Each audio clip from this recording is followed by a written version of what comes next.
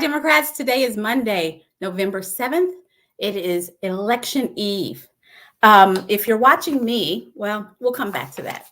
It is one day. It is 26 hours before the polls close.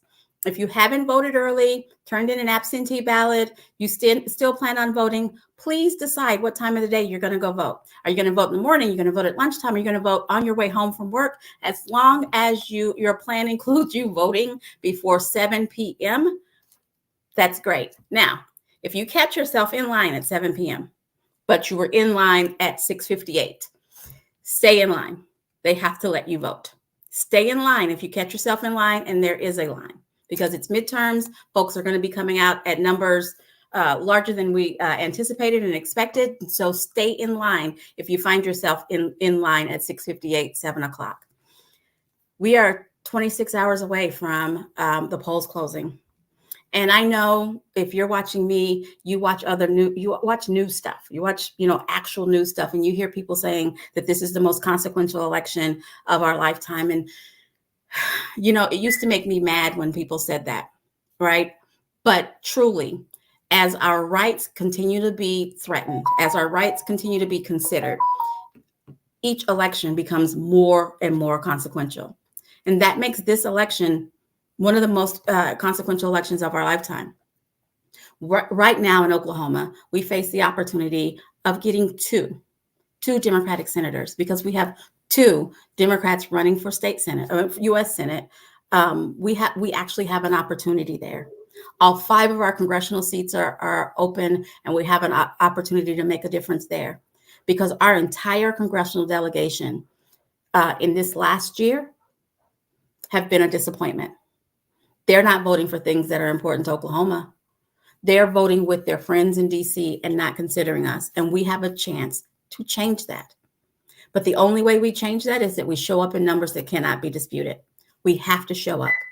And as far as absentee ballots go, Democrats have been showing up in numbers that are beyond what is expected. And so that's kind of exciting. But we have to keep it going. We can't just be happy with the numbers as they are today. We have to work really hard all the way until 7 p.m., as many votes as we can get. So if there's a cousin, friend, sister that's in your phone that you haven't called yet to make sure that they have a plan, that's what you need to be doing tonight. You can do that from the comfort of your couch. You don't have to leave home. You can do that while you're snacking on chips. Call everybody in your phone that you know who lives in Oklahoma. Make sure that they have a plan. Make sure that they have a ride. Make sure that they are going to cast their vote tomorrow. It's a lot at stake. I talked about our congressional delegation, but back here, just locally, the governor's office is up for election. Our current governor, who has been plagued with scandal and corruption and cronyism, is running again after donating his campaign nearly $2 million. He's up again. He wants this seat. And he's running against decency. Joy Hoffmeister is running to be our governor. And she is a regular person who lives here and wants what's right for Oklahoma. That's a lot that's at stake. We cannot, if we allow our current governor to be reelected, he will think that his scandal, his corruption, all of the things that he's done to enrich himself are okay, and that we've said that we've signed off on it. We can't let that be the case. Let's just look at what he said on Fox News recently. Joining us now, Oklahoma Governor Kevin Stitt. Welcome back to Fox News Sunday, and I have to warn our viewers, there's a little bit of a delay between the two of us, but good to have you back. Hey, great to be back with you guys. Okay, so Governor, first of all, I want to ask how folks are doing down in southeast Oklahoma. I know you had some horrible storms, a massive tornado roll through there.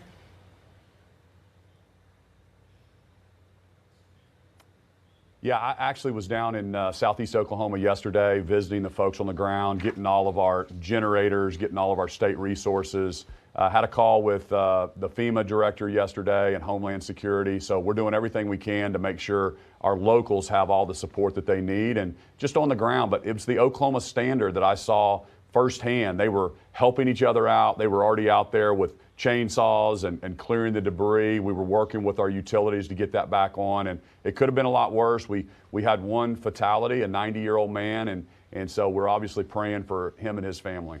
And we'll be praying for your state as well. The pictures are just heartbreaking to see the devastation. But as you said, I know the good folks there rally around each other to help out. Let's get to your race now. The Oklahomans saying this in theory.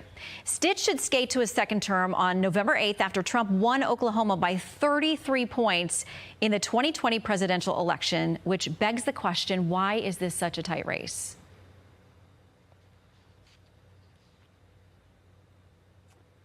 Well, first off, we think the silent majority are going to come out, and we're going to have a great night on Tuesday night. But the reason it's a tight race is because there's been unprecedented dollars spent against me, the tune of $50 million to spread lies and chaos. And just to make that equivalent for the nation, that would be like $600 million being spent in the state of Virginia.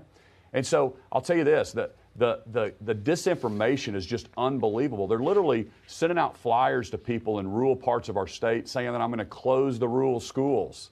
Nothing could be farther from the truth. I actually put more money in education than any other governor before me. We're proud of our record. I have the largest savings account in state history. We cut taxes for every single Oklahoman. We've been deregulating. And right now, we're number 11 in the country in people moving to the great state of Oklahoma. So the economy is going well here, but they're conflating the issue, and some of those lies and that chaos that's being spread is making it tighter than it should be. Let's talk about your opponent, Joy Hoffmeister. Until last year, she was a Republican. She switched to the Democratic Party, and here's her explanation for that. Our governor hijacked the Republican Party. He's driving our state into the ground. I am aggressively moderate, always have been. She says that you've pulled the party too far to the right, and others have made the Republican Party a place she couldn't stay anymore. Your response? Well, listen, if believing in traditional family values and not having men compete in girls' sports is pulling too far to the right, I don't see it. Oklahomans overwhelmingly agree with us on traditional family values. If believing in smaller government, lower taxes, and deregulation is pulling us to the right, I'll gladly stand for that. But, you know, those parties that attacking the oil and gas industry, our jobs in Oklahoma, and not having an honest conversation about what the American people need to be energy independent, that's the real, extreme party. And they are the ones causing 40-year highs inflation at the gas pump and at the grocery store. And it's really all about the Democratic Party, which my opponent, when she couldn't see a path forward for herself, she ended up flipping parties. And I think Oklahomans can see right through that. Okay, let's talk about one of the most well-loved, well-known Oklahomans out there, former Republican Congressman, football star J.C. Watts. He made an ad endorsing, he's a Republican, your Democratic opponent. Here's a bit of that ad. I was a Republican then, and I'm a Republican now. And friends, I'm voting for Joy Hoffmeister. All this scandal and corruption is just too much. Okay, Governor, I want to give you a chance to respond to some of these accusations of corruption and scandal. A federal audit that found the state had mishandled $31 million in COVID money, a criminal investigation into millions of state contracts with a barbecue restaurant, and also on her website, your opponent accuses you of funneling taxpayer subsidy benefits to your own businesses. I want to get you to respond to those accusations. Well, again, Oklahomans are too smart. This is an election season with $50 million in special interest trying to buy this election for my opponent. Of course, they're going to be coming out with that stuff. J.C. Watts, it's disappointing. He's actually on the board of Paycom, and those are part of the folks that are trying to buy this election. It's like the George Soros company of Oklahoma right now. So he's on the board, makes millions of dollars. He's also a contractor with some of the other Democratic operatives. And so no surprise there. But Oklahomans can see through that. And I think that's why Americans are so disappointed with the lies and the chaos and the distrust of some of the polls and some of the things that are going on, because but Governor, and I'm sorry, it'll take a second. I need to interrupt you here because I want to make sure that you answer those. That was a federal audit. There's a state investigation, and then the accusations about your business. If you could quickly give us specific responses to those accusations. Yeah, here's the deal. I mean, I'm so proud. I started my company with $1,000 in a computer shortly after college, and we've grown that. We have over 1,000 employees today.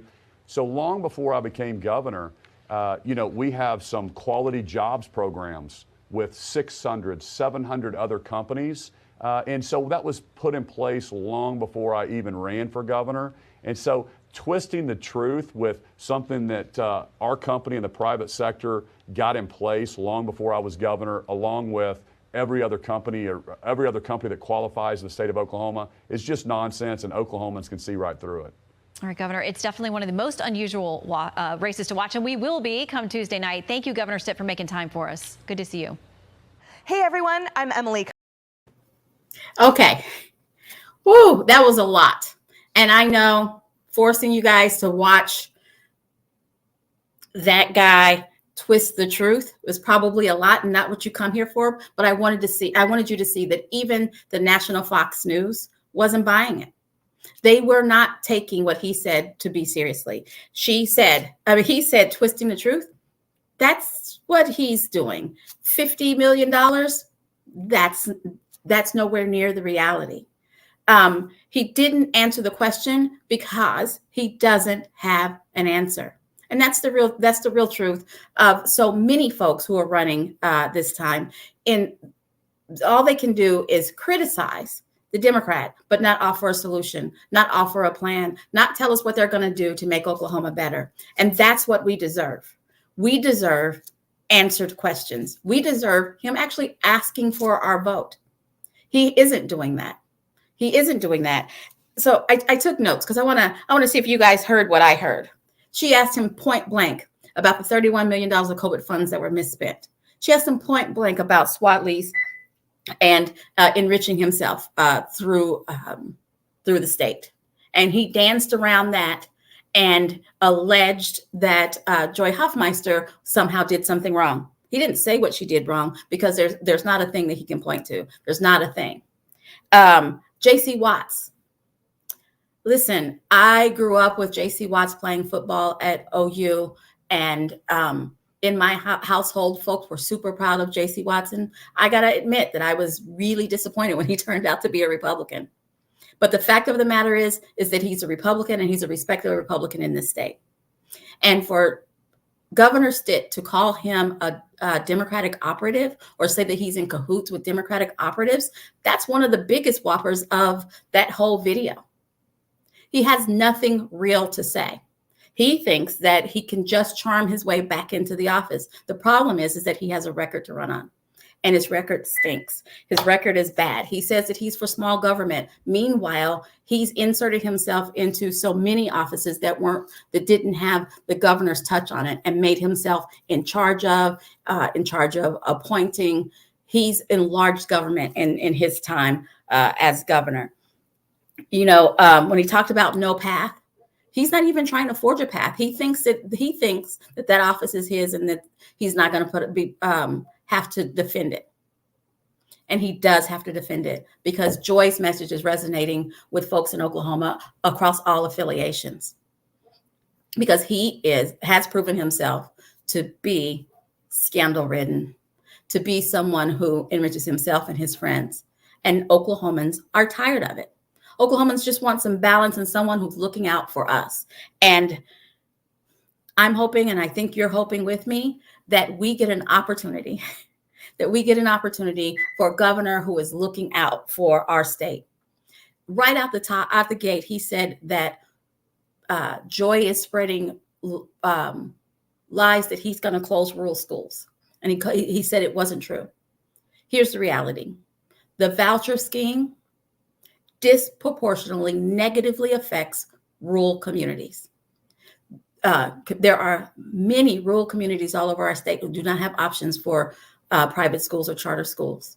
But if someone from that community, But when Tulsa, Oklahoma City, and Norman and communities that have private schools, when those kids opt out and they get a voucher, it affects the state funding formula. It's not a district funding formula. It is a state funding formula. It is going to disproportionately negatively affect rural schools. And he doesn't want to say that out loud, and he wants to mislead us, but it is the truth. And if you shut down the schools, you shut down the community. And that's what the governor is trying to do. Meanwhile, he's saying that he is for what Oklahoma is for. He keeps bragging about this savings account. Anyone who is financially responsible knows the first rule is that you pay your bills and you take care of everything that you have, and then you put money in saving. Meanwhile, this governor is so worried about putting money in savings that he's not serving our state. Traditional family values don't mean isolating big swaths of our community, of the folks that are related to you, me, and our neighbors, and ostracizing them. And that is what Stitt is doing. There was so much to unpack in that Fib Fest that I thought it was important that you see it. And hopefully I'm going to inspire you to do something else for our democracy today. In a lot of counties all over our state, you call your county party and they are doing phone banks, last minute phone banks to encourage people to vote. I know that the state party has a phone bank that you can do from home. I know that in Tulsa County, they're phone banking over at Baxter's. I know that down in Pontotoc County and Comanche County, they also have virtual phone banks set up that you can do from home. Our democracy is at stake. We all have to do everything that we can do so that we are okay with the turnout, so we are okay with the results of what happens tomorrow. So I'm going to ask you, do what you can do. I do know that there are candidates all over the state who are needing people to put out signs, that are needing people to make last minute phone calls and send last minute texts. We have to do everything we can up until 7 p.m. tomorrow to make sure that we make a change. We turn our state back into the right direction. Thank you for joining me. I will be back here tomorrow, but tonight on the Hamilton Report, I don't know if you've heard. There is a man who is suing Governor Stitt and Attorney General O'Connor for all of the mishandling of funds in the state. He's detailed 36 different things that he feels like are misuse of our funds. And he has actually filed a lawsuit. He's not talking about it, but he's actually filed a lawsuit. Scott Hamilton scored an interview with him tonight at 6:30. I think that's one you'll want to catch. Tonight at 6:30, go out to the OK Democratic Party Facebook page, go out to our YouTube page, go out to Scott's personal page, watch that interview. I think it'll be one you don't want to miss. All righty, thanks for joining me, and I'll be back here tomorrow at 4:15. You guys have a nice night and do something to save our democracy.